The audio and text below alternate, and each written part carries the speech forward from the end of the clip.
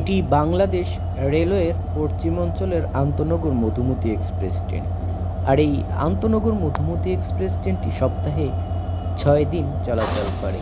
আর এটির সাপ্তাহিক বন্ধের দিন বৃহস্পতিবার।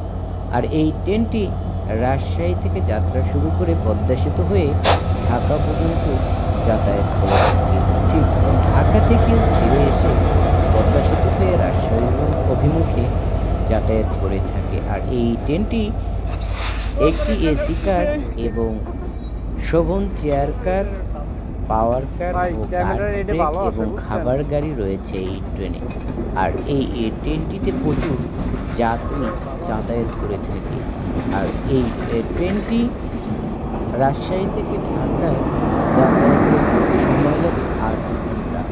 আর এই ট্রেনেই আপনারা পেয়ে যাবেন খাবার সুব্যবস্থা এবং এই ট্রেন নিয়মিত যাতায়াত করে থাকে। আর এটি আগে ভ্যাকুয়াম রেখে চলাচল করতো, সেটি এখন নতুন কার্ড দিয়ে পরিচালনা করা হয়ে থাকে। তো এই ট্রেনটি পশ্চিমাঞ্চলের রাজশাহী ও ঢাকার মধ্যে চলাচল করে থাকে। তো ভিডিওটি ভালো লাগলে লাইক, কমেন্ট, শেয়ার করতে ভুলবেন না। পরবর্তী ভিডিওতে আবার দেখা হবে।